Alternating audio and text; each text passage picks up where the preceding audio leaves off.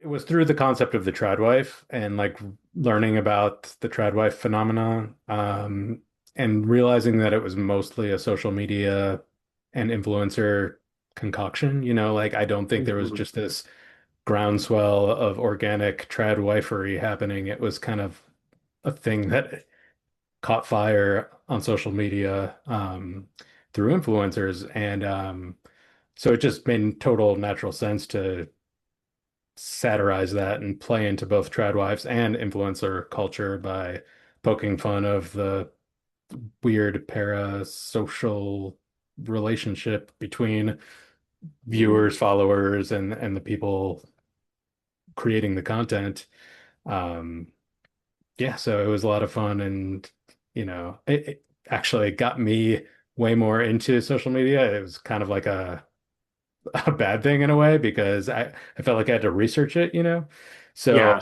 I started following a bunch of trad wives, and then I was like, ooh, this is tough. This isn't for me. But then I started following a bunch of horror influencers, and I loved it. And I could see how addicting it is for anyone if you find the niche, uh, Mhm. of the content you're into. There's something for everyone. And so I spent way too much time on my phone, and I thought that was ripe for exploration, as a lot of filmmakers do right now. Yeah. Kind of along with that, the trad wives. I've also a couple years ago, I somehow ended up on the side of YouTube where it was like people living like in like the 50s, or like there was one guy who was living in gosh, I forget now, like England, but it was like 1920s or 30, like his entire apartment or his place, and he dresses like from that era. It's so fascinating. Yeah, I love that. I mean, that's one thing as a filmmaker that I'm drawn to is subcultures, whatever it may be. I'm just really into people who make their own realities and kind of live in that world through how they dress, what they Yeah. surround themselves with, and the people they surround themselves with, and their philosophies. To me, that's usually the most exciting kind of cinema. And so for trad, it was calling to me on a lot of different levels. This film really makes you think about like what goes on behind the scenes of all these influencers. Mhm. Um, it makes also it reminds me of Logan Paul. He did like that suicide forest video several years ago, just like how influencers exploit, tragedy or humans and animals. So I'm kind of curious, like, what have been some of the craziest videos or influencers that you've like stumbled upon? Ooh, that's really tough one because I try not to I try not to remember it. I try to just like experience it and then wash it from my subconscious because it's too disturbing usually.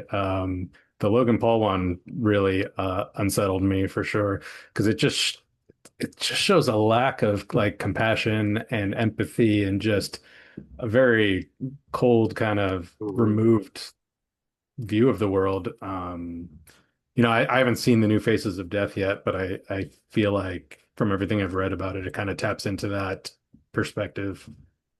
And yeah, and like obviously sex sells and violence sells. And those are two things that the short film kind of hints at, you know.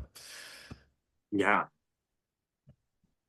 It's And interesting that you bring up Faces of Death, because it really does capture how our morbid curiosity with just like questioning whether a video is real or not, and like looking at the brutality of it is like, is it real or not? But we were so hooked to it, we've become numb to even questioning those kinds of things. totally.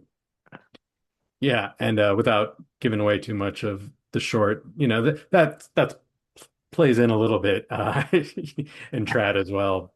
Um, it's not the main focus of the film, but yeah, Right. we do get into the weird relationship of why are people watching this? Like, and is it for who the creator thinks it's for or claims it's for, or is there something else going on with the relationship between the viewer and the subject? So now that you've kind of dove into like influencer culture, like what is your opinion about it? Like, Well, it's easy to satirize and it's easy to hate on. And that's kind of where I was coming from with the idea originally, because I just thought the whole movement seemed very cynical and Hmm. manipulative. Yeah. Um, but again, in finding my niche, there's plenty of horror influencers that I love and I think are awesome and bringing so much depth and discussion that it made me check myself a bit because I realize in any Hmm. niche there are probably people doing great stuff, and it's because like social media has democratized, the distribution of content, right? So like back in the day, a film critic, you'd have to be like Siskel and Ebert or something, and you'd have to get like a network or a newspaper to carry your voice. But nowadays, if you have an interesting take on things, you have Instagram, you have TikTok, you have whatever platform right at your fingertips, and you'll find an audience. Hope, if you're interesting. But I do constantly see like the flip side that I was initially drawn to as a horror subject and a satire subject, which is like the influencer that doesn't know what they're talking about or that isn't in it for the right re isn't authentic, Yeah. but they're just using it to get paid basically.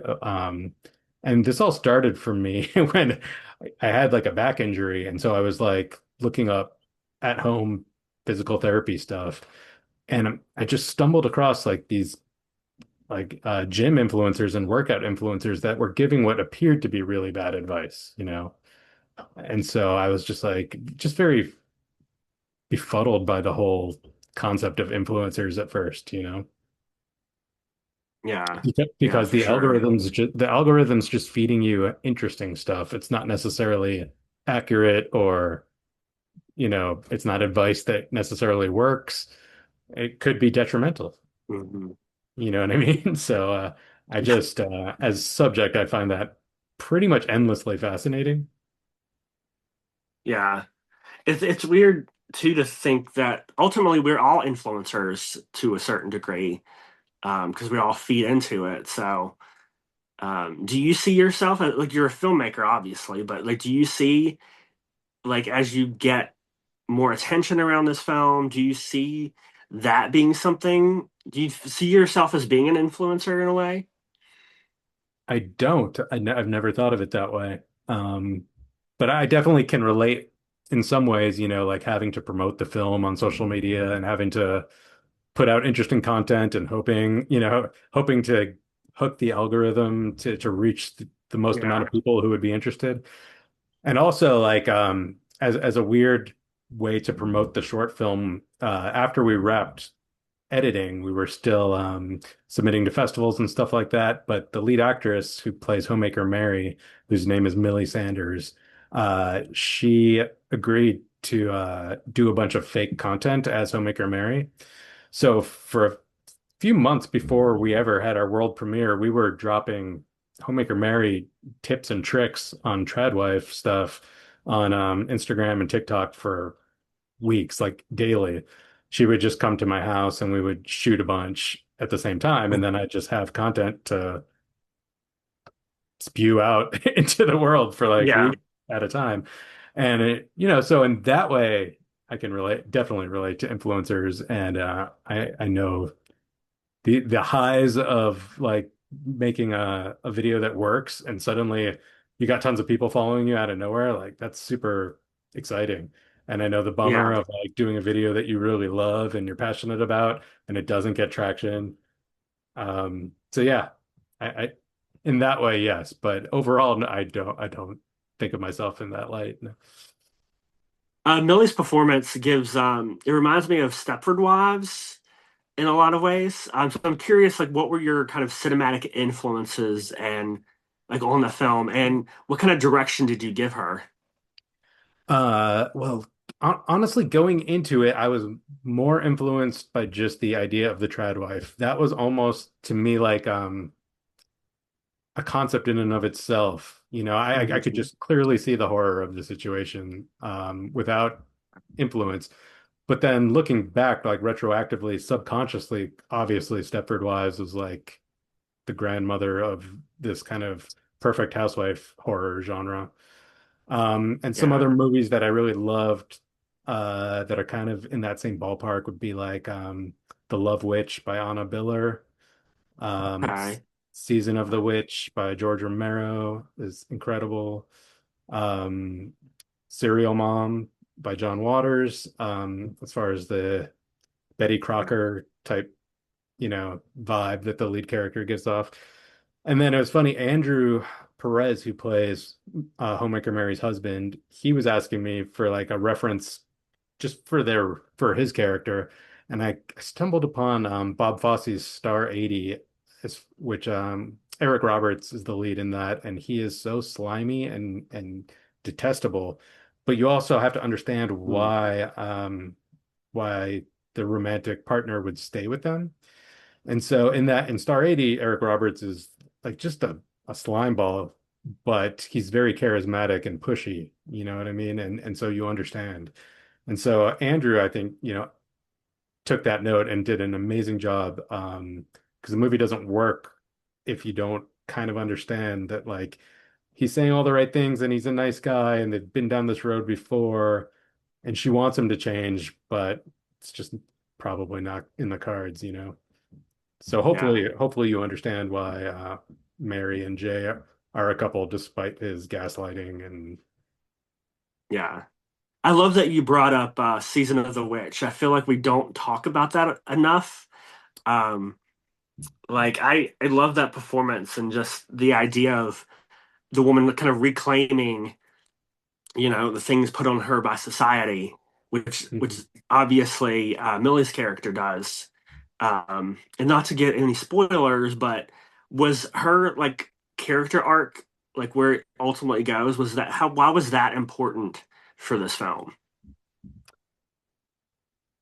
I feel like it needed like a bit of triumph for the character. Like, and I kind of made it to feel catharsis for myself, and hopefully the audience feels that too. In a lot of ways, the movie is a reaction to kind of the political climate we're in and to this notion of like wanting to take society backwards to like a time where things were supposedly better, but they weren't Yeah. better for everyone, right? And so Mhm. this is kind of like our howl of rage saying we don't want to go back, and it's the Mary character, putting her foot down. It was